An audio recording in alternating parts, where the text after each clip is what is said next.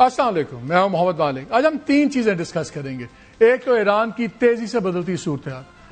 پہلے تو کل کی خبر بڑی امپورٹنٹ تھی جب ڈونلڈ ٹرمپ صاحب نے گالی گلوچ کی اسرائیلی پرائم منسٹر نیتن یاہو سے۔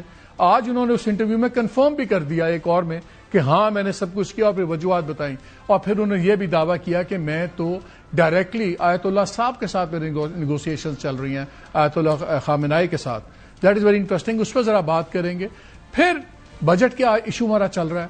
کل ایک بڑی امپورٹنٹ میٹنگ ہوئی ٹاپ بزنس مین کی پرائم منسٹر کے ساتھ، اور اس کے بعد ہمیشہ ایک طرح بڑا زبردست بیانیہ نکلا۔ بہت اچھی میٹنگ ہوئی، سب نے اعتبار شور کیا، سب کچھ کیا، بٹ ریالٹی یہ ہے میری جب لوگوں سے بات ہوئی وہ بڑے ہی ڈس اپوائنٹڈ، مایوس نکلے، اور انہوں نے کہا کہ گورنمنٹ کے پاس کوئی پلان نہیں ہے، یہ پرانی باتیں کر رہے ہیں، ہر چیز IMF پہ ڈال رہے ہیں۔ اس کی بھی ڈیٹیلز لیں گے کہ وہاں کیا ہوا اور کیا نہیں۔ اور تیسری بحث چل رہی ہے اس ملک میں ٹیکس کی۔ ٹیکس پہ تو قربان کر دیا ہے سیلریڈ والوں کو۔ اس سال قریباً 650 ارب روپیہ صرف سیلری والوں سے لیں گے، جو ایکسپورٹرز، ریٹیلرز، ہول سیلرز، ان سب کے پیسے ملا کے بھی کریں تو اس سے کم ہے۔ سیلری والے سب سے زیادہ ٹیکس کٹوا رہے ہیں، اور پچھلے 5 سالوں میں ہم حساب دیکھ رہے تھے تقریباً 1150 ارب دے چکے ہیں۔ ابھی ان پہ اور ٹیکہ لگ رہا ہے۔ یہ بھی دیکھیں گے ہو کیا رہا ہے، اور اس کے بھی ہم وہ پروگرام کے سیکنڈ پارٹ میں کریں گے تینوں چیزیں۔ لیکن پہلے میں ایران کی بات کروں، لیٹسٹ کیا ہوا۔ لیٹسٹ پھر کلیش بھی ہو گیا۔ ایران نے میزائل داغ دیا کویت اور بحرین پہ صبح۔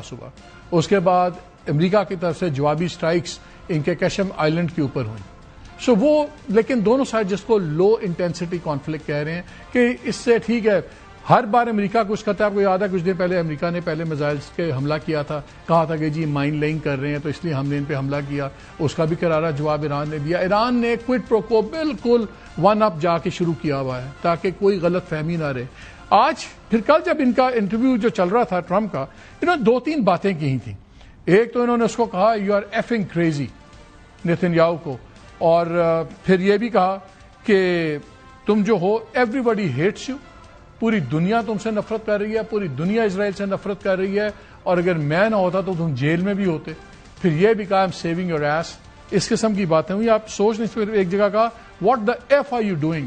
اب یہ ایک وزیر اعظم اور صدر کے درمیان میں گفتگو ہو رہی ہے، لیکن ٹرمپ صاحب کر سکتے ہیں، بیکاز ان کا خیال یہ تھا کہ یہ جو نیتن یاہو کر رہا ہے لیبنان میں، یہ ایران کی ڈیل بھی کرے گا۔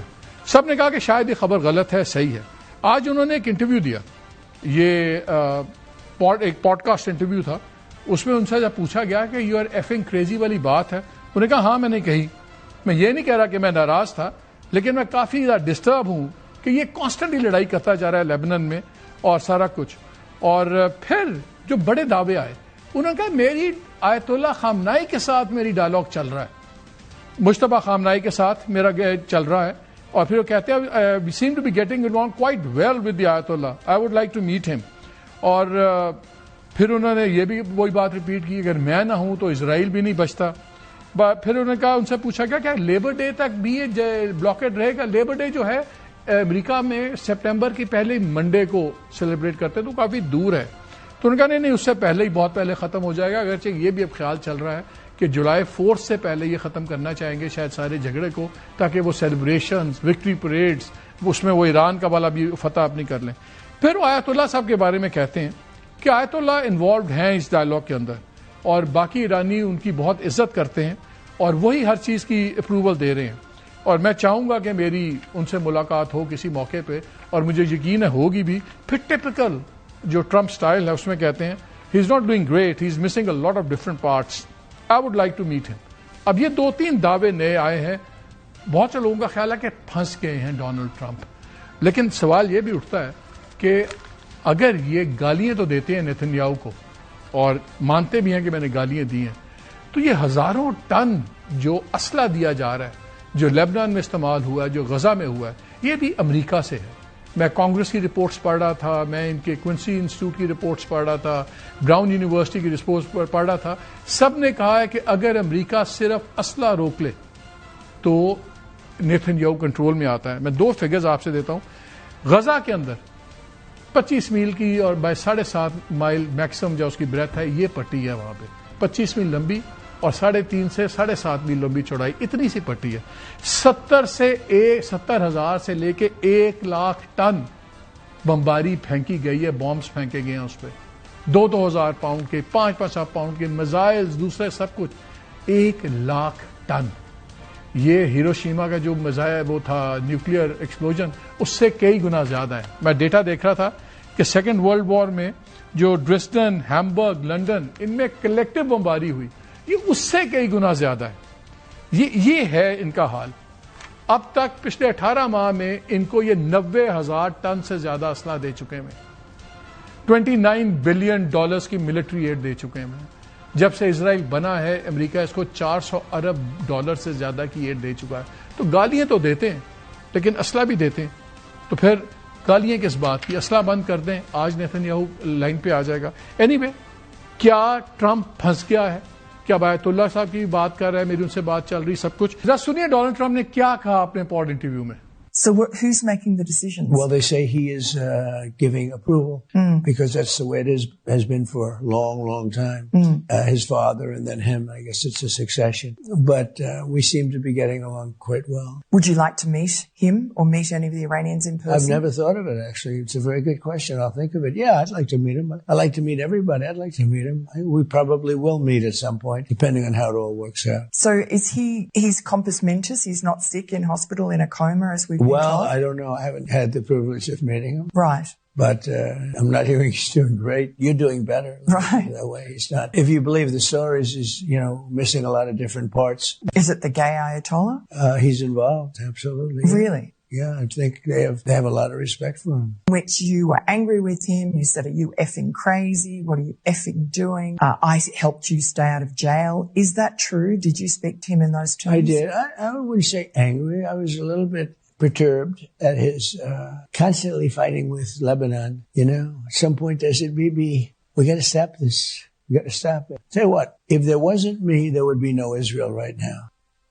ڈاکٹر عادل نجم ہمارے ساتھ ہیں، professor Pardee school of global studies. Doctor صاحب السلام علیکم. السلام علیکم. سمجھ نہیں آ رہی، کبھی غصے میں ہوتا ہے لیکن فرسٹریشن زیادہ سے زیادہ نظر آ رہی ہے. پہلا سوال میرا آپ سے یہ ہے کہ کیا پہلے ہم سوچتے تھے کہ چائنا جانے والی ایک ڈیڈ لائن ہوگی، he would like to go there as a winning president, وہ گزر گیا چائنا کا دورہ. اب جو پلان کی ہوئی ہے شاہانہ سٹائل کی، جولائی ان کی 4th کی سیلیبریشن، 250 سال امریکہ کے، اپنے کوائنز بھی نکل رہے ہیں، اپنے پاسپورٹ بھی نکل رہے ہیں، یہ ہو رہا ہے وہ ہو رہا ہے. کیا جولائی 4 کی ڈیڈ لائن ہے مانی خیز، جیسے کئی لوگ سمجھتے ہیں کہ اس سے پہلے یہ کرنا چاہیں گے ختم اس کو؟ مالک صاحب دیکھیں، میرے خیال میں جو آپ کا سیکنڈ پوائنٹ ہے، کرنا چاہیں گے ختم، یقیناً کرنا چاہیں گے، جتنی جلدی کرنا چاہیں گے he would want to do it tomorrow. I don't think کہ جولائی 4 کوئی میننگ فل ہے. اسی طرح ہے جس طرح چائنا تھی، ہم نے کئی بار اس طرح دیکھا ہے. وہ ہماری امید ہے، ہماری خواہش ہے، دنیا کی خواہش ہے کہ یار شاید اس وجہ سے کر لیں، شاید وہ میموریل ڈے کی وجہ سے کر لیں، تو وہ آپ وہ کرتے رہیں گے. But I don't think it's meaningful. وہ بیچاری ایک پرابلم تو ان کا یہ ہے کہ یہ جولائی 4 کی سیلیبریشنز ہیں وہ ویسی پرابلم میں پڑ گئی ہیں.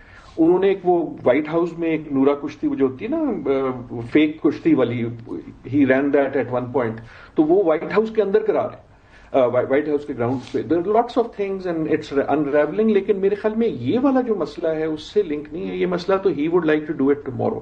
اس وقت وہ کارنر ہو گئے. انہوں نے خود بہت کچھ تو اپنے آپ کو خود کارنر کیا، خود کارنر اس طرح کیا ہے کہ وہ خود ہی اپنا جو ہے نا ہدف جو ہے وہ بڑھاتے رہتے ہیں. ان کو کئی بار آپ دیکھیں نا، جب آپ کی میری ہر ہفتے گفتگو ہوتی ہے، ہر ہفتے ان کو کوئی آف ریمپ ملتا ہے. ایسا نہیں ہے کہ آف ریمپ نہیں ملے، اور ہمیشہ لگتا ہے کہ اچھا یار آپ لے لیں گے، اور پھر وہ جا کے جو ہے نا کہ he is not mentally ready off ramp لینے کے لیے. شاید آئی ڈونٹ تھنک کہ ٹرمپ نے یہ کہا ہے کہ میں ملنا چاہتا ہوں. آئی تھنک جو آپ کو اگر سوال دیکھیں نا تو وہ انہوں نے پہلے بدتمیزی کی ایت اللہ کے ساتھ ان ڈسکرائبنگ ہم جو خاتون تھیں. پھر انہوں نے کہا اچھا اگر موقع ملے تو ملو گے. اس نے کہا ہاں جی موقع ملے تو I haven't thought about it, لیکن شور مل لوں گا، میں تو ہر ایک سے ملنا چاہتا ہوں. آئی تھنک لیکن سگنیفیکنٹ جو آپ نے بات کی ہے وہ یہ ہے، جو صحیح کی ہے وہ یہ ہے کہ فار اے وائل ہم پچھلے 1.5 ہفتے سے دیکھ رہے ہیں کہ وہ جو بدتمیزی کرتے تھے نا ایت اللہ کے بارے میں، وہ نہیں کر رہے پچھلے 1.5 ہفتے. ایگزیکٹلی. اور آپ کو یاد ہے بار بار امریکہ اور وہ کہتے تھے کہ جی یہ تو آپس میں ہی لڑ رہے ہیں، اور یہ وہ بھی اب گفتگو بند ہو گئی ہے. I think partly Iran has pushed back. یہ آپ کے خیال میں تب بند نہیں ہوئی جب فیلڈ مارشل کا سیکنڈ وزٹ، لاسٹ وزٹ ہوا ہے، اور جن شرائط پہ ہوا ہے اس کے بعد آئی تھنک ایران بھی پش بیک کر رہا ہے نا کہ دیکھو اتنی بدتمیزی مت کرو, وی ول لوز آر پیشنس. جس طرح انہوں نے یہ جو ابھی حملے میں آپ نے بالکل درست کہا کہ ایران جو ہے وہ 1 to 1 ایک دم جواب دیتا ہے اور وہ وہاں جواب دیتا ہے where it will hurt it. So Iran has been, ان کی جو میسجنگ ہے جو سمندر پہ ہے وہ پارٹلی ریسیو ہو رہی ہے. جو اسرائیل کے بارے میں امپورٹنٹ بات اگر اجازت دیجیے, میرے خیال میں وہ اس لیے بھی امپورٹنٹ ہے کہ آپ نے ابھی بڑے اچھے فگرز بتائے کہ یہ جنگ جو ہے یہ اسرائیل کی ہے, امریکہ کی نہیں ہے, یہ اسرائیل کی ہے. نہ صرف انہوں نے شروع کیا, ہتھیار بھی ان کی ہے, ساری کارروائی بھی ان کی ہے, لبنان پہ بھی, سیریا پہ بھی, یہ وہ. لیکن جو اس وقت سب سے بڑی چیز ہو رہی ہے, جو میرے خیال میں بہت سارے امریکن بھی چونک اٹھے ہیں, جو 2027 کا ڈیفنس بل کا ڈرافٹ ہے, اس میں جو انہوں نے ایک نئی چیز ڈال دی ہے کہ اسرائیل اور امریکہ کی جو فوج ہے وہ کوآپریٹ کرے گی. میننگ کہ اب آپ کو بجٹ بھی نہیں پاس کرنا پڑے گا, اور اگر وہ آپ کوآپریشن کی جو ڈیفنس بل میں پڑھیں اس کی لینگویج جو ہے, دیر از نو, میری کم از کم علم میں کسی ملک سے ایسی اگریمنٹ نہیں ہے. واٹ اٹ سیز از کہ American intelligence will be entirely available to Israel, American technology will be entirely available to Israel, اور بیسکلی اس پہ یہاں گفتگو اس لیے ہو رہی ہے کانسٹیٹیوشنلی کہ واٹ اٹ سیز از کہ اب کانگریس میں جانے کی ضرورت نہیں ہوگی. اس میں ایک اور چیز ایڈ کر دوں ڈاکٹر صاحب, میں وہی پڑھ رہا تھا کانگریس کی رپورٹس, ابھی یہ دیتے ہیں تقریباً $3.8 بلین تو ہر سال دیتے ہیں ڈائریکٹ ملٹری ایڈ میں, $500 ملین ایک اور دیتے ہیں انٹیلیجنس شیئرنگ, اور اس کے کھاتے کے اندر missile programme development, joint missile. ان کے 751 کیسز ایکٹیو کیسز پڑے ہوئے جو ان کا فورن ملٹری سیلز کی ہیڈنگ ہے کانگریس میں, صرف اس کے اندر $39.2 بلین کے اسلحے کی سیلز کی پڑی ہوئی اوور دا نیکسٹ 5-6 ایئرس. یہ اس کے علاوہ ہے, مطلب کہ ابھی بھی نہیں, نہ صرف اس سے علاوہ ہے مالک صاحب, اس کی سگنیفیکینس جو امریکہ میں کانسٹیٹیوشنل مسئلہ بن رہا ہے نا, despite what people think about اسرائیل.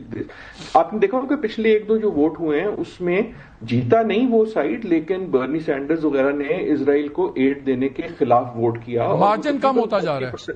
ہاں اچھا, اب اس کو دیکھتے ہوئے what this bill does is کہ جی آئندہ یہ پاس ہی کروانے کی ضرورت نہیں ہوگی. ایک بار یہ جو بھی آپ نے سارے فیکٹس دیے نا کہ اتنے ڈالر اتنے ویپن اتنے ویپن, واٹ دس ول مین از کہ جی ہمیں اب کانگریس کی اجازت کی ضرورت نہیں ہوگی. So basically the US military becomes Israeli military formally and vice versa. تو اگر یہ انٹرپریٹیشن صحیح ہے تو it is a huge deal.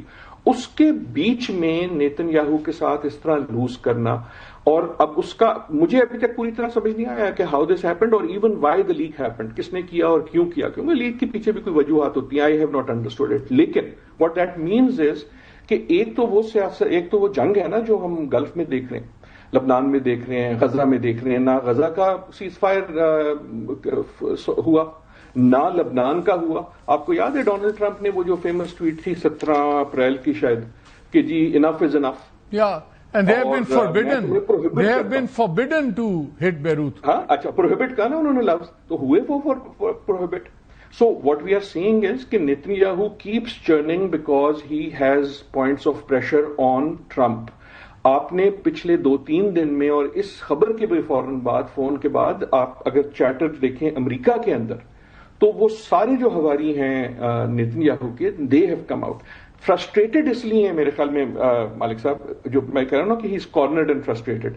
ایک تو وہ گروپ ہے نا جو اسرائیل کا ہے, جو پرو اسرائیل ہے, وہ خلاف ہے اس ڈیل کے. ایک جو ہاکس کا ڈیل گروپ ہے, ہیکسیت وغیرہ, وہ چلو پہلے ہی سے خلاف ہے کہ یار یہ کیا کر رہے ہو. لیکن جو ٹرمپ صاحب کا زوم اور کانفیڈنس تھا وہ آتا تھا ان کی کور کنسٹیچوئنسی سے, کہ انہیں پتا تھا کہ میں جو مرضی کر لوں یہ جالے میرے ساتھ. Now they are also asking کہ یار یہ جنگ کس کی ہے. اور فائنلی جو کنسٹیچوئنسی جنگ کے خلاف تھی, دس از امپورٹنٹ, بہت سارے جنگ کے خلاف بھی تھے نا, اب وہ بھی ٹرمپ پہ پریشر یہ ڈال رہے ہیں کہ یار جنگ تو ہم نہیں چاہتے تھے, لیکن یہ تو تم سرنڈر کر رہے ہو. نہ صرف you have been, Marco Rubio نے جو سینٹ کمیٹی کے سامنے بات کی, وہاں پہ مارکو روبیو نے ایک ہی کہا, ہرمز کھل جائے یہ ہماری شرط ہے, باقی ساری چیزوں بیک ڈور پہ, بیک برنر پہ چلی گئی ہیں, نیگوشیٹڈ ہوگا. تو ہرمز تو وہ تیار ہے ایران, وہ کہتا ہے چلیں ٹولنگ بھی چھوڑ دے گا, تو پھر کمپلیکیشن اتنی بڑی کیا ہے؟ کمپلیکیشن یہ نا کہ ایک تو یہ کہ وہ پروف کرنا چاہ رہے ہیں کہ ایران ہار گیا, اور اس وقت ان کا ڈیلیما یہ ہے کہ وہ یہ پروو بھی نہیں کر سک رہے کہ یہ امریکہ کا سرنڈر نہیں ہے. So it is politically the biggest challenge Donald Trump has face. آپ نے جو ابھی مارکو روبیو کی بات کی, لوگوں نے دیکھے ہوں گے اس کو سوشل میڈیا پہ بھی, دوسرے پہ بھی.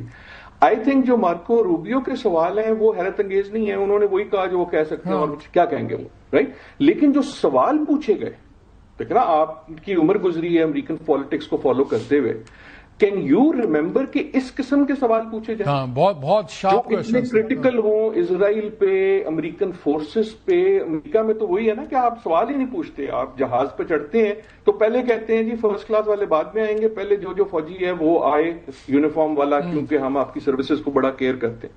تو یہ جو شفٹ ہو رہا ہے نا, but you think to conclude the deal, آپ یہ سمجھ رہے ہیں کہ ہر قیمت پہ ڈیل کرنا چاہ رہا ہے, فرسٹریٹڈ بھی ہے, اب out burst, public out burst بھی ہو رہے ہیں, لیکن اس کو وہ ایک جھنڈا جس کو فتح کہہ کے لہرا سکے وہ اس کو ابھی تک ایران نہیں پکڑا رہا, اور وہ تو اگر ہرمز کھول دیں تو اس کو مل جائے گا. آئی تھنک وہ جب پکڑا بھی رہا ہے تو آئیڈلی ان کا تو پارٹلی ان کا ایگو بیچ میں آ جاتا ہے, اور لارجلی نیتن یاہو بیچ میں آ جاتا ہے. جب بھی دیکھیں آپ یہ پچھلے 3 سال دیکھ لیں, JPOAC سے نیتن یاہو نے یہ سیکھا کہ یار ڈیل ہونے ہی نہ دو. جب بھی آپ ایران کی ڈیل کے قریب آتے ہیں, اور بمباری تیز, لڑائیاں تیز, ظلم و جبر تیز, سب تیز کر دیتا. ٹھیک ہے ڈاکٹر صاحب, لیٹس سی, جیسے آپ ہمیشہ کہتے ہیں it's a crazy game to predict Trump. But ایک جملے کی اجازت اگر مالک صاحب, very short, I have said it before, allow me to say it again. جنگ شروع تب ہوئی تھی جب نیتن یاہو نے کنونس کیا ٹرمپ کو کہ پڑ جاؤ. ختم تب ہوگی جب ڈونلڈ ٹرمپ کنونس کر سکیں گے نیتن یاہو پہ کہ بہت ہو گیا, رک جاؤ. اب انہیں ڈانٹ بھی دیا ہے. However, Trump has not shown the ability to be able to do that yet. چلیں, گالی گلوچ پہ آ گئی ہے تو امید تو بڑھ گئی ہے نا ڈاک, امید تو بڑھ گئی ہے. Thank you so much. جی بریک لیتے ہیں, بریک کے بعد آ کے ذرا ہوم فرنٹ کی باتیں کریں گے کہ ہمارے ساتھ ہو کیا رہا ہے. ایک بریک لیتے ہیں.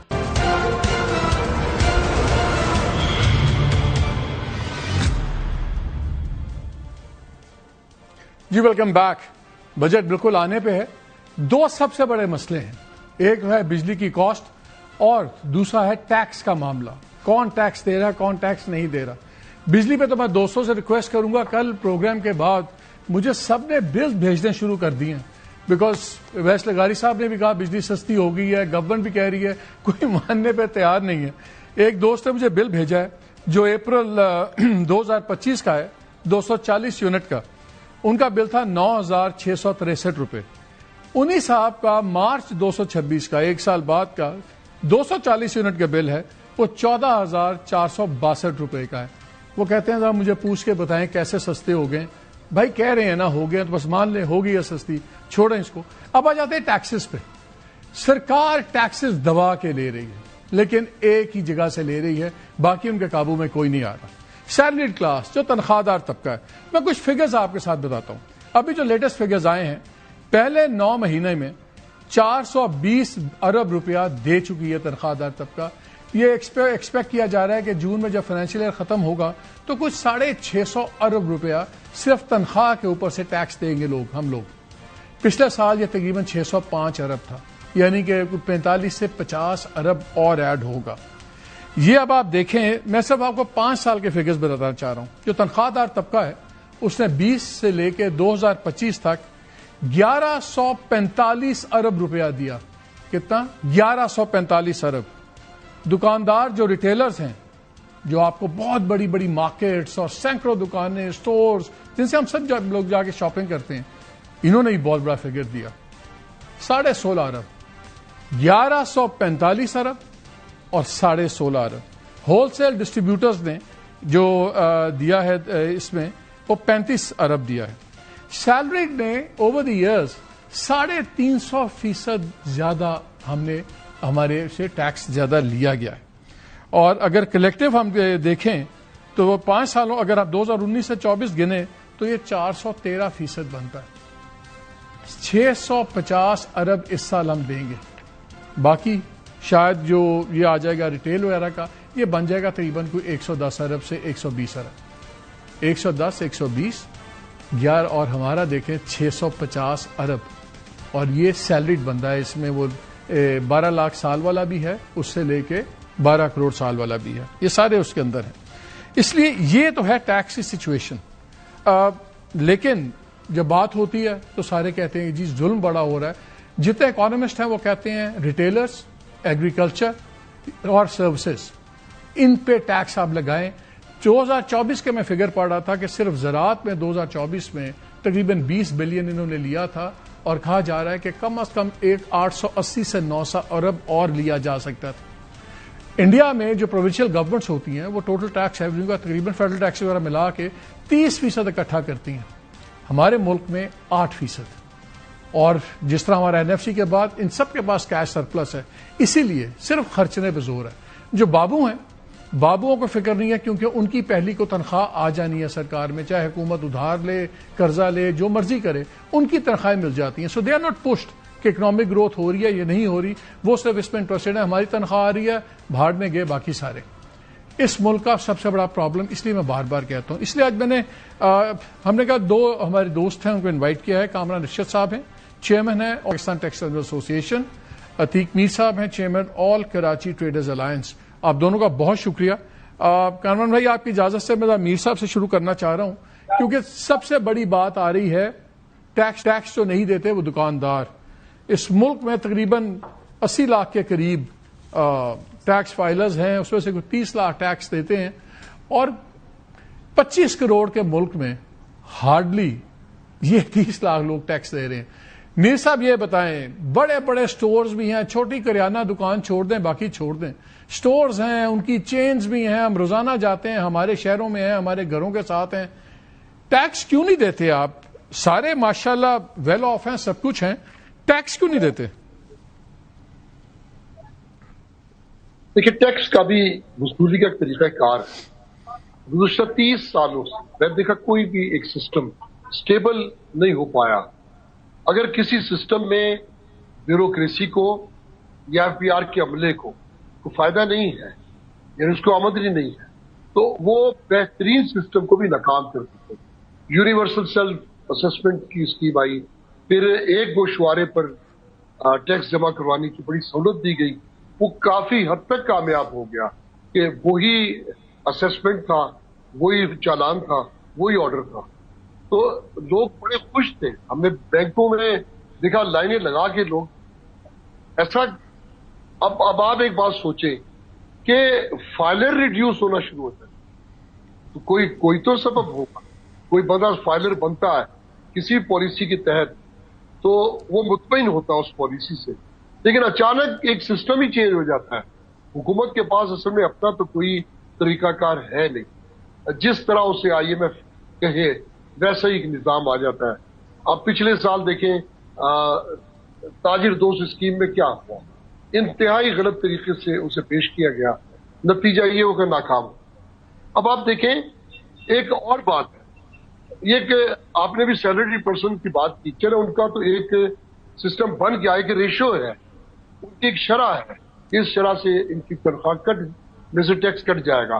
ہمارا کیا ہے؟ ہمیں تو وہ گردن سے دبوچتے ہیں، ہراساں کرتے ہیں، نوٹسز جاری کرتے ہیں. کوئی بندہ کتنا بھی فیئر ہو، میں سمجھتا ہوں ٹیکس کے عملے سے بچ نہیں سکتا. یہ اب پہلی دفعہ یہ پھر اس دفعہ ایک ایسا طریقہ کار لایا جا رہا ہے کہ جس میں سے POS کے معاملات کو ختم کیا جا رہا ہے، ٹوٹل آڈٹ کی تلوار ہٹائی جا رہی ہے، اور اس میں کچھ طریقے قابل اعتراض ضرور ہیں، لیکن یہ ایکسیپٹیبل ایک سسٹم سامنے آنے کی امید ہے. اگر اسے چلنے دیا گیا، اس میں چھیڑ چھاڑ نہ کی گئی، کیونکہ میں یہ سمجھتا ہوں جو دیکھیں اب شک شبے کی بات نہیں ہے، آپ بھی اس بات کو مانیں گے کہ ہمارے ہاں ایک طریقہ تو وضع کیا جاتا ہے کہ زیادہ سے زیادہ ٹیکس کس طرح آئے گا. ایسا کبھی نہیں سوچتے، ایسی پلاننگ کہیں نہیں ہوتی کہ ٹیکس دینے والوں کے پرابلمز کیا ہے. لیکن مسئلہ یہ ہے نا، آپ لوگ جب بھی ٹیکس کی بات ہوتی ہے آپ سڑکیں بند کر دیتے ہیں، ہڑتالیں شروع کر دیتے ہیں. پھر مسلم لیگ کا ایک ٹریڈیشنل الائنس ہے ٹریڈرز کے ساتھ اور ان کمیونٹیز کے ساتھ، وہ ہمیشہ مفتاح صاحب نے آپ سے ٹیکس کی بات کی، شاید آپ لوگ مان بھی گئے، اسماعیل مفتاح فارغ ہو گئے کہ انہوں نے کیسے ایک فکس ٹیکس لگا دیا، طے کر لیا سب کچھ. آپ لوگ بھی تو ٹیکس دینے پہ رضامند ہے ہی نہیں. آپ ہمیشہ کوئی نہ کوئی کیڑے نکال دیتے ہیں معذرت کے ساتھ, لیکن ٹیکس نہیں دیتے. صاحب ایسا نہیں ہے. ہماری صاحب ایک بات کو سمجھیے, آپ جیسا آدمی وغیرہ ایسی بات کرے. دیکھیے, کبھی مجھے بتائیے کہ آپ کا بھی اتنا مشاہدہ ہے, کبھی تاجروں نے کہا کہ ٹیکس نہیں دیں گے, کبھی نہیں کہا ٹیکس نہیں دیں. یہ ضرور کہا یہ طریقہ کار بدلیں, یہ مناسب نہیں ہے. یہ میں بھی آپ کی طرف آتا ہوں, میں واپس آتا ہوں, آپ سے پوچھتا ہوں کہ کیا نظام ہو سکتا ہے, کس طرح ٹیکس آپ لوگ دینے پہ تیار ہوں گے, وہ میں آپ سے پوچھتا ہوں. میں ذرا کامران رشید صاحب سے بات کرنا چاہ رہا ہوں, بیکاز ان کی آج پرائم منسٹر کے ساتھ بھی میٹنگ ہوئی ہے ڈیلیگیشن کے ساتھ. کامران بھائی, میری آپ کے کچھ لوگوں سے بات ہو رہی تھی. میں نے کہا یار ایک تو بڑا اچھا, وہ اعلامیہ تو ہمیشہ نکلتا ہے نا, سب اچھا, آل گڈ, آل از ویل. لیکن جب دوستوں سے باتیں ہو رہی تھی, 2-3 جملے انٹرسٹنگ آئے. انہوں نے کہا لک بزی ڈو نتھنگ. یہی چیزیں ہو رہی تھیں. ہمیں سرکار نے واضح کہہ دیا 1-2 سال بھول جائیں, کوئی فسکل سپیس نہیں ہے, ہم IMF کے اندر پھنسے ہوئے ہیں سب کچھ. اور سارے لوگ مایوس تھے جو اس میٹنگ سے باہر آئے ہیں, اور سارے بگ گنز آپ اس کے اندر تھے. اس سے پہلے میں آپ کو ڈیفینیٹلی سا پتا ہوگا, میں ناظرین سے شیئر کر دوں. ناظرین, آج ایک رپورٹ بھی آئی ہے overseas investor chambers of commerce and industry کی. یہ ایک بزنس کانفیڈنس انڈیکس سروے کرتے ہیں, ہر سال میں 2 دفعہ کرتے ہیں. اور یہ اس لیے OICCI امپورٹنٹ ہے کہ ایک تخمینے کے مطابق جو فارمل اکانومی ہے اس کا 80% GDP کا یہ لوگ کنٹریبیوٹ کرتے ہیں. یہ کیا بتا رہے ہیں؟ وہ کہہ رہے ہیں کہ اوور آل تو 9% انویسٹر کانفیڈنس نیچے آ گیا ہے, لیکن جب آپ نیچے آتے ہیں تو آپ کو سمجھ آتا ہے کہ سروسز سیکٹر میں یہ 20% کمی ہو گئی ہے کانفیڈنس میں, مینوفیکچرنگ سیکٹر میں 7% کمی ہے, اور نیو انویسٹمنٹ کے جو ارادے تھے وہ 10% سے زیادہ ڈراپ ہو گیا لاسٹ سروے کے بعد.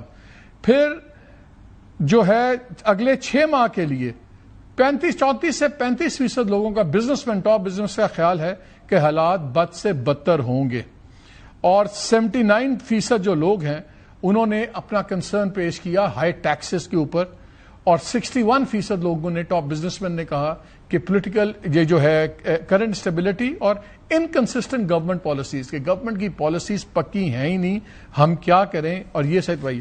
اب یہ وہ لوگ ہیں جو فارمل اکانومی کا 80% جو ہے اس کا حصہ ہیں. آپ بھی ٹیکسٹائل کے سے آپ کا تعلق ہے کامران بھائی, آپ لوگ میسو آلموسٹ 50% آف پاکستان ایکسپورٹس آپ لوگ کرتے ہیں. آپ بتائیں نا, آپ کو کیا نظر آ رہا ہے؟ گورنمنٹ کوئی میننگ فل ریفارمز لا رہی ہے, انٹرسٹڈ ہے, کہ بس وہی ہر چیز IMF پہ ڈال کے اور سیم ایز آلویز کام چلے گا؟ جی بسم اللہ الرحمن الرحیم. مالک صاحب, thank you for having me on your show. Sir issue یہ ہے کہ میرا خیال ہے ہماری جو پرائرٹیز اور ترجیحات ہیں نا وہ ٹھیک نہیں ہے, اینڈ گورنمنٹ بجائے اپنے ایکسپینڈیچرز, اپنا PSDP, کوئی اور چیزیں فضول کے اخراجات ریڈیوس کرے, کوئی جینوئن ریفارم الیکٹریسٹی سیکٹر میں, گیس سیکٹر میں, ٹیکسیشن میں لائے, وہ نہیں نظر آ رہا. انفیکٹ کل جتنے بھی پارٹیسپینٹس تھے PM ہاؤس میں, اگر لیٹ سے 16 لوگ پریزنٹ تھے اینڈ 5 آن لائن تھے, 21-22 لوگوں کی سنوائی ہوئی, تو آئی تھنک اس میں سے کوئی تقریباً 95% نے کہا کہ یہ ٹیکس سسٹم سسٹینیبل نہیں ہے. 29% کارپوریٹ ٹیکس ہے, 10% سپر ٹیکس ہے, پھر اس کے اوپر آپ advance tax, turnover tax, EOBI, social security, ساری لیویز ڈال دیں تو اس وقت کوئی بھی اچھا بڑا ادارہ آلموسٹ 55 سے 60% ٹیکس گورنمنٹ کو دے رہا ہے, جو کہ ایسے 3 یا 5 سال پہلے نہیں تھا. تو جب آپ نے اپنی پہلے تو کچھ آپ نے کما کے دکھانا, اچھا کما کے بھی آپ نے تب دکھانا ہے جب آپ پورے ریجن کا سب سے مہنگی ترین بجلی کا نرخ, گیس کا نرخ, پورے ریجن کی سب سے ہائیسٹ انٹرسٹ ریٹ, پورے ریجن کی ہائیسٹ پاسبل ٹیکسیشن. دنیا کے ساتھ کمپیریزن چھوڑ دیں, میں صرف اس وقت بنگلہ دیش, انڈیا اور ویتنام کے ساتھ بات کر رہا ہوں. آپ ویتنام کو بھی چھوڑ دیں, بنگلہ دیش, انڈیا جو آپ کے آگے پیچھے بنے, انڈیا آپ سے ایک دن بنا اور بنگلہ دیش 1971 میں بنا, ان کی صنعت کہاں سے کہاں ترقی کر گئی, ہم کہاں کے کہاں رہ گئے یا کہاں کے کہاں پھنسے ہوئے ہیں. ہم سر معذرت کے ساتھ ڈیٹ سروسنگ اور ڈیفیسٹ فائنینسنگ کر رہے ہیں, ہم کوئی پروڈکٹیو کام نہیں کر رہے. اینڈ میں آپ کے چینل پہ آپ کے آڈینس کو یہ بتانا چاہ رہا ہوں کہ 12 مہینے کا جو پروجیکٹڈ ایکسپورٹ ہوگی وہ پچھلے سال سے $1.5 بلین کم ہوگی. یعنی کہ وہ اگر پچھلے سال آپ نے $32 بلین ایکسپورٹ کیا تو اس سال آپ 30.5 سے $30.75 بلین ایکسپورٹ کریں گے. اور پچھلے سال آپ نے $57 بلین امپورٹ کیا تھا جو کہ غلط فگر تھا. تو اس سال آپ 67 to 69 بلین امپورٹ کرنے جا رہے ہیں, جس میں بے شک سرکار کا قصور نہیں ہے. مشرق وسطی کی جنگ کے اثرات میں ابھی فگرز دیکھ رہا تھا, ابھی تھوڑی دیر پہلے کامران بھائی فگرز آئے ہیں, ٹاپ لائن والوں نے نکالے ہیں کہ پہلے 11 مہینوں میں $27.9 بلین کی ایکسپورٹ ہوئی ہے, تقریباً 28 بلین. اب 11 مہینوں میں ہو گیا, مہینہ ہی رہ گیا نا. تو وہی آپ کی بات ہے کہ یہ تو 30 سے بھی نیچے ہی مشکل سے 30 ٹچ کرے گا, مشکل سے. اور سر اس میں صرف جو آپ کی سلور لائننگ ہے, جو ہم بار بار پیٹ رہے ہیں, رو رہے ہیں کہ آپ کی صرف ایک ٹیکسٹائل انڈسٹری ہے, اچھی ہے بری ہے, وہی ایک پرفارم کری ہے, وہی آپ کو ایکسپورٹ لا کے دے رہی ہے, باقی سب ایکسپورٹ اورینٹڈ. لیکن مجھے ایک بات بتائیں کامران صاحب, یہ ہر وقت ایکسپورٹ کی بات ہو رہی ہوتی ہے, ڈالر کمانے کی بات ہو رہی ہوتی ہے. فائنانس ابھی بحث چل رہی ہے ویسے, لیکن فائنانس منسٹری والوں نے جا کے مان لیا ہے IMF سے کہ ایکسپورٹ پروسیسنگ زونز بند کر دیں. پہلے جو چل رہی ہیں ان کو 2-4 سال میں بند کر دیں 2030 تک, اور نئی نہ لگائیں. اب اگر آپ نے ایکسپورٹ پروسیسنگ زون, آپ مال باہر سے منگواتے ہیں, ری ڈو کر کے واپس بھیج دیتے ہیں, کوئی ٹیکس اس کا امپیکٹ نہیں ہے. چلے پہلے 80-20 رکھا ہوا تھا کہ 20 لوکل مارکیٹ میں آپ دے دیں, اب نہ دیں. 100% ایکسپورٹ پروسیسنگ زون کیسے یہ افسر شاہی مان رہی ہے؟ صرف فائنانس والے اپنی لے لیتے ہیں ریونیو ریلیفز وغیرہ IMF سے, باقی اگر گروتھ اورینٹڈ پالیسیز نہیں ہوں گی, جس ملک میں ایکسپورٹ پروسیسنگ زونز نہ لگیں وہ ملک ایکسپورٹ کیسے کرے گا؟ سر دیکھیں, جتنے آپ کے موجودہ ایکسپورٹ پروسیسنگ زونز ہیں یا انڈسٹریل ڈکلیئرڈ انڈسٹریل زونز ہیں, ان سب کا جو سٹیٹس ہے وہ 2035 تک ریووک ہو جائے گا. ٹھیک ہے, یہ تو یہ لکھ کے دے چکے ہیں IMF کو. نئے EPZs یا ایکسپورٹ پروسیسنگ زونز یا انڈسٹریل زونز وہ بھی منع کر دیا گیا ہے کہ وہ مزید اب اور نہیں لگ سکتے, نہ ان کو آپ کسی قسم کے کنسیشنز دیں گے. اب مالک صاحب آپ مجھے خود بتائیں, انویسٹمنٹ وہاں ہوگی جہاں کوئی ریٹرن ہوگا. یہ ایک اکنامکس کا بیسک پرنسپل ہے.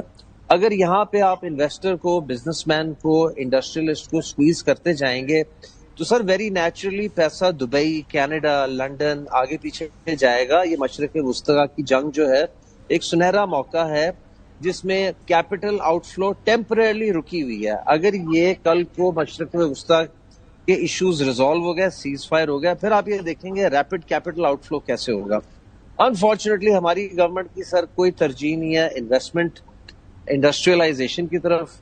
آپ وہیں کے وہیں پھنسے ہوئے ہیں. پچھلے سال بنگلہ دیش میں اتنے رائٹس ہوئے, آپ اس کا تھیلے بھر کا فائدہ نہیں اٹھا سکے. امریکہ نے 2022 آنورڈز چائنا پہ ٹیرف لگائے, اگین آپ اس کا کوئی میننگ فل امپیکٹ نہیں لے سکے. اور ہم یہ بار بار کہہ رہے ہیں کہ ہم پچھلے سال جو ٹیکسٹائل صنعت ہے وہ $17.88 بلین نے ایکسپورٹ کیا. اس سال ڈسپائٹ ریکارڈ ہائی فیول. سر ابھی انڈیا نے ریڈ کارپیٹ کھول دیا نا, انہوں نے کہا ہے کہ ایکس اماؤنٹ آپ جو انڈسٹری کے اندر پیسہ لگائیں, نو کوشچنز آسکڈ, آپ آئیں پیسے لگائیں انڈسٹری میں, ریل اسٹیٹ یا اس میں نہیں, انڈسٹری میں لگائیں, جابز کریٹ ہوں گی, اس میں آپ کو ٹیکس ایگزمپشن بھی دے رہے ہیں, اس میں سب کچھ دے رہے ہیں, اور بہت زیادہ وہ جو سرمایہ وہ اٹریکٹ کر رہے ہیں مڈل ایسٹ وغیرہ سے. سر ہم نے کل یہ بڑا کلیئرلی ان کو کہا ہے کہ بنگلہ دیش اور انڈیا, آپ گورنمنٹ کی ایک جوائنٹ ٹیم قابل سیکٹری حضرات کی بھیج دیں, قابل منسٹرز کی بھیج دیں, یہ وہاں سے جا کے کچھ سیکھ کے آئے کہ وہاں پہ ٹیرفز کیا ہیں, بجلی کے, گیس کے, ٹیکسیشن کے, انٹرسٹ ریٹ کے, اینڈ ان کے ادارے کیسے کام کر رہے ہیں, اینڈ وہ فیسیلیٹیٹ کر رہے ہیں, نہ کہ وہ ڈسٹرکٹ کر رہے ہیں انڈسٹری. ہم انفارچونیٹ سر ہر وہ کام کر رہے ہیں جس میں انڈسٹریلسٹ اور بزنس مین یہاں سے جائے گا, اینڈ یہاں سے وہ سر نہ بھیجیں, بیوروکریٹس کو نہ بھیجیں, وہ صرف یہ سیکھ کے آئیں گے کہ روڑے کیسے اٹکانے ہیں, دکان کیسے چمکانی, خود چلے جائیں, آ کے پالیسی پیپر لا کے دے دیں. بیوروکریٹس نے ہی تباہ کر دیا یہ جو ہمارے سو کالڈ بیوروکریٹس ہیں. آپ کے ایک میں نے ایک پروگرام بھی کیا, آپ کے سیکٹری انڈسٹریز بھی بیٹھے ہوئے ہیں, ان کے پاس دسمبر سے پالیسی پڑی ہوئی ہے لیتھیم بیٹریز کی, وہ پالیسی ابھی تک نہیں کلیئر ہو رہی. موبائل فون انڈسٹری کی پالیسی پڑی ہوئی ہے, وہ نہیں ہو رہی. کار مینوفیکچرز اور امپورٹ کی پالیسی ہے وہ نہیں بیٹھی ہوئی. دسمبر سے 3-4 ماہ ہو گئے ہیں ان پالیسیز پہ بیٹھ جاتے ہیں اپنی مرضی کے ویسٹڈ گروپس کو چیزیں کرنے کے لیے. سو بیوروکریسی سے آپ بچیں. میر صاحب یہ بتائیں کیا کریں, آپ کی منت کریں, آپ کی کوئی آرتی اتاریں, کیا کریں کہ آپ لوگ ٹیکس دیں گے تاکہ تنخواہ دار طبقے کو ریلیف ملے؟ سارا بوجھ آپ کا ہم نے اٹھایا ہوا ہے. جی مالک صاحب بات یہ ہے آپ کی جیب میں 10 روپے پڑے ہو اور میں ضد کروں کہ مجھے 100 روپے چاہیے, آپ مجھے 100 روپے دے سکیں گے؟ میں آپ کے کپڑے پھاڑوں, آپ کے بال نوچوں. اس وقت سکڑتی ہوئی معیشت, کراچی کو معاشی ہب کہتے ہیں آپ, اس معاشی ہب کی تجارت کا حال تو پوچھیں.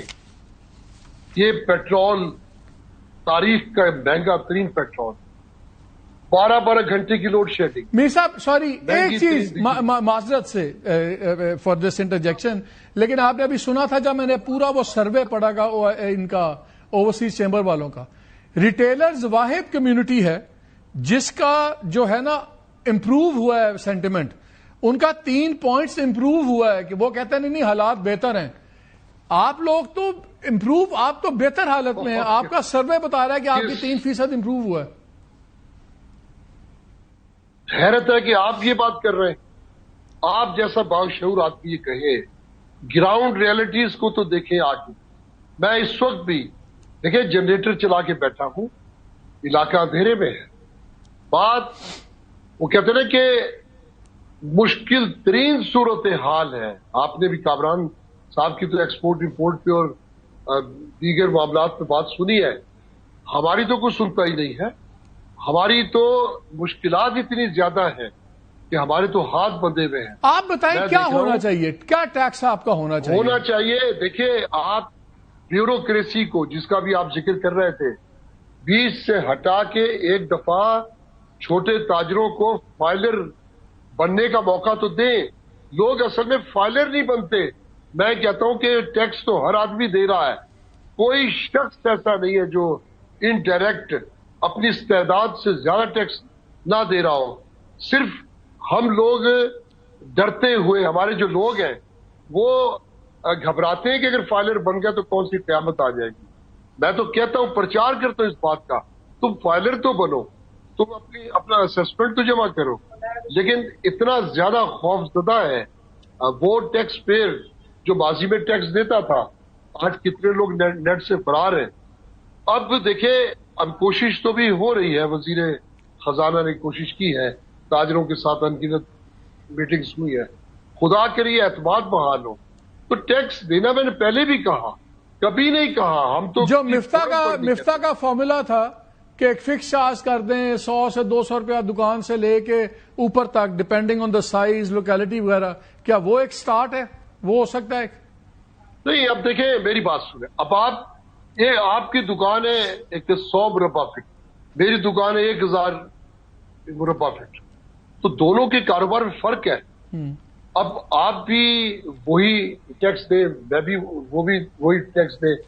یہ بالکل, اب تاجر دوست اسکیم کی ناکامی کی وجہ کیا تھی؟ انہوں نے کہا یہ لیاقت آباد ہے کراچی, 60,000 مہینہ ٹیکس دے گا. اب ہر دکاندار 60,000 دے گا.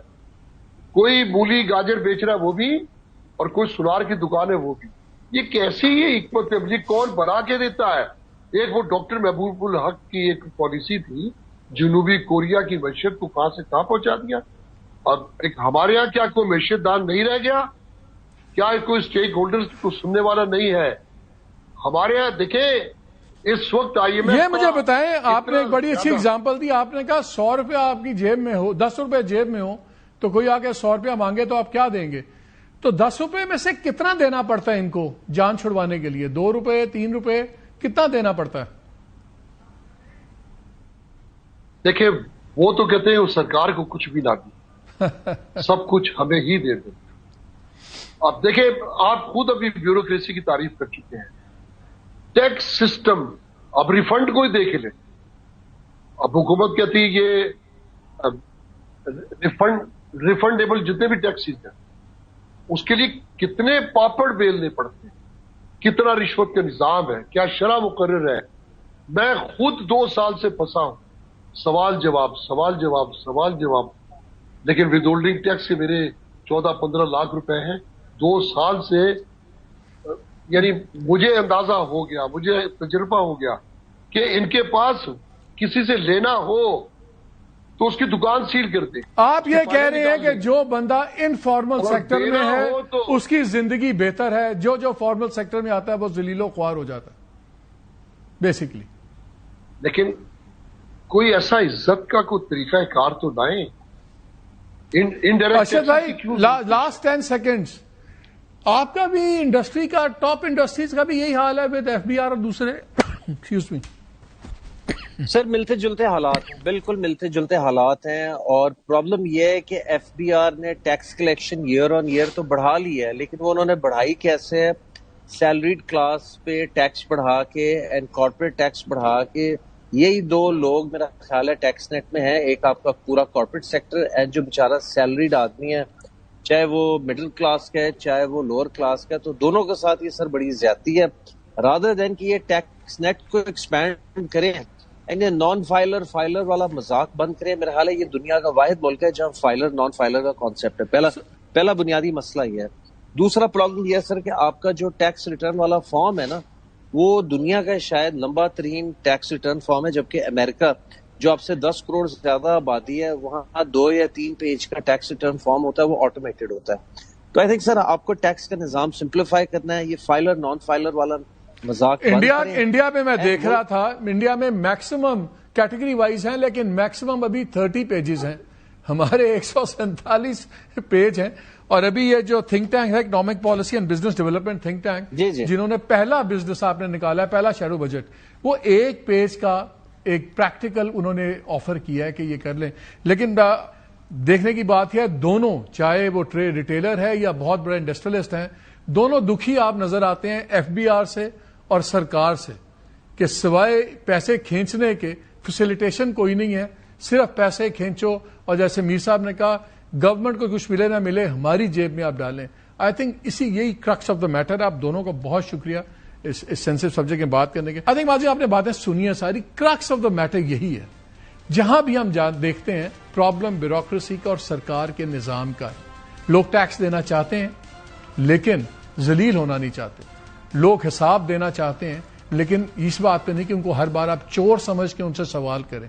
اصل فرق یہ ہے ہماری بیوروکریسی خود پاک دامن بن گئی ہوئی ہے اور ہر کاروباری کو چور یا اسمگلر یا بدماش سمجھتی ہے, اگرچہ انہی کے ٹیکسز سے ان کی تنخواہیں آتی ہیں, سب کچھ آتا ہے. بلکہ 2 دن سے میں ایک اور بڑا دیکھ رہا ہوں گورنمنٹ کے لوگ بڑی شاباش داد دے رہے ہیں, دیکھیں جی سروس رولز میں چینج ہو گیا ہے کہ آپ بیوروکریٹس کو ظاہر کرنا ہوگا کہ ان کے پاس کوئی غیر ملکی شہریت ہے یا نہیں ہے. اس سے کچھ نہیں ہوگا. ان سے ظاہر یہ کروائے گورنمنٹ کہ ان کے خاندان کے کتنے لوگوں کے پاس فارن نیشنلٹی ہے, بیکاز ایک نیا ٹرینڈ بن گیا ہوا ہے خود نیشنلٹی نہ لو, بیگم کو نیشنلٹی دلوا دو, بچوں کو دلوا دو, ان کے نام پہ اکاؤنٹس ہیں, ان کے نام پہ سب کچھ ہے, خود آپ اپنی نیشنلٹی, میں تو پاکستانی ہوں, دیٹ از ناٹ انف. یہ کرنا ہوگا آپ کو, بیوروکریسی کے پورے خاندان کی نیشنلٹیز آپ کو دیکھنی ہوں گی, اور یہ بھی آپ کو دیکھنا ہوگا کہ ان میں سے کتنی نیشنلٹیز انویسٹمنٹ بیسس پہ ملی ہوئی ہیں اور کتنی بائی برتھ پہ ملی ہوئی ہیں. بیکاز آپ کسی کو بھجواتے ہیں باہر ٹو ہیو اے چائلڈ تو وہ بھی 2-3 کروڑ آپ کے لگ جاتے ہیں. وہ مفت میں کوئی جا کے امریکہ میں پیدا نہیں ہو جاتا بچہ, یا کینیڈا کے اندر یا کہیں اور. تو بیوروکریسی نے ہر جگہ, یہاں بھی آپ دیکھ رہے ہیں ایک ریٹیلرز کو ریپرزینٹ کر رہے تھے, ایک ٹاپ انڈسٹری کو ریپرزینٹ کر رہے تھے, اور دکھی کس سے تھے؟ گورنمنٹ اپریٹس سے. گورنمنٹ اپریٹس کون چلاتا ہے؟ Bureaucracy, bureaucrats. یہ ہے اس ملک کا اصل مسئلہ. باقی تو باقی چیزیں چلتی رہیں گی. بریک لیتے ہیں, ہمارے ساتھ رہیے گا.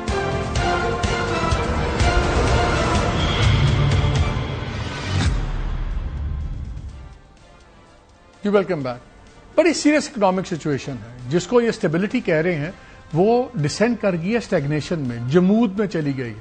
اور آپ نے ایک ٹریڈر سے لے کے بزنس مین بڑے کی بات سنی, 2 چیزوں کے دکھی ہیں. بیوروکریسی سے, جو نظام ہے جو صرف کرپشن پہ چل رہا ہے.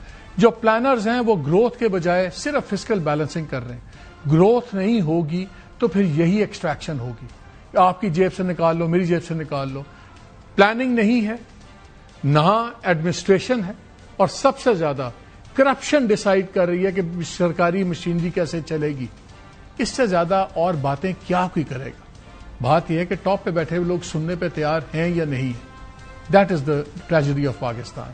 لوگ ٹیکس دینا چاہتے ہیں, لوگ ٹیکس دے سکتے ہیں, لیکن جو لینے پہ لگے ہوئے ہیں وہ اپنی جیبیں بھرنے میں زیادہ انٹرسٹڈ ہیں, نہ کہ اسٹیٹ کے کافرز بھرنے میں. That is the problem, not the people. اجازت دیجیے, اللہ حافظ.